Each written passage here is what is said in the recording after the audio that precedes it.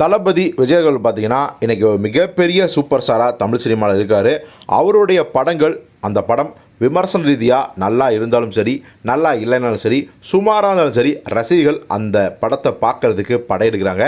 தங்கள் குடும்பம் சகிதமாக குழந்தை குட்டிகளோட விஜய் படத்தை ஒரு தடையாவது பார்த்துறாங்க. ஸோ இதனாலேயே அவருடைய படங்கள்லாம் மிகப்பெரிய வசூலை அடைந்து ஒரு வசூல் சக்கரவர்த்தியாக அவர் கோல் வச்சுருக்காரு. இந்த நேரத்தில் தான் நான் அரசியலுக்கு வருவதால் நான் இனிமேல் சினிமாவில் நடிக்க மாட்டேன், முழுக்கு போடுறேன் அப்படின்னு சொல்லிட்டாரு. இன்னும் பார்த்தீங்கன்னா ஒரு சில படங்கள் தான் இருக்குது. ஒரு சில படங்கள்னு சொல்கிறத விட வெங்கட் பிரபுவோட கிரேட்டஸ்ட் ஆஃப் ஆல் டைம் படமும் அதுக்கப்புறம் இன்னும் ஒரே ஒரு படம் இருக்குது அப்படிங்கிறத அவரே தன்னுடைய அரசியல் அறிக்கையில் குறிப்பிட்டார்.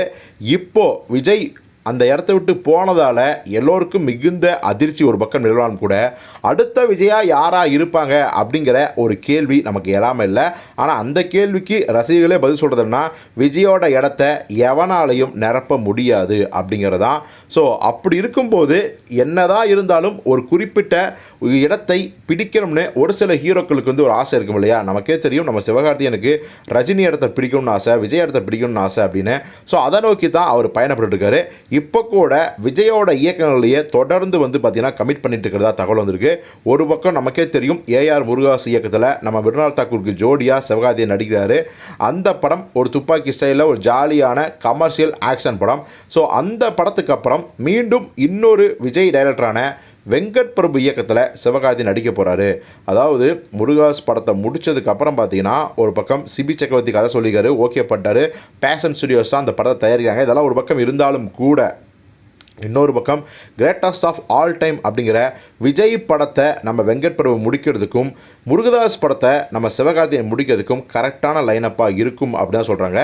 ஸோ அதுக்கப்புறம் கண்டிப்பாக சிபி சக்கரவர்த்தி படம் இருக்குது. ஆனால் அது வெங்கட் பிரபு படத்துக்கு முன்னாடியா பின்னாடியா அப்படிங்கிற ஒரு சஸ்பென்ஸை நீடிக்குது. அது மட்டும் கிடையாது, வெங்கட் பிரபு இயக்கத்தில் நடிக்கிறதுக்கான பல விஷயங்களை சிவகார்த்திகேயன் முன்னெடுத்துட்டு இருக்காரு. ஏற்கனவே இது குறித்த அப்டேட் ஏற்கனவே வந்துச்சு, இந்த படத்தை ஏஜிசன் தயாரிக்க போகிறாங்க அப்படிங்கிற மாதிரி.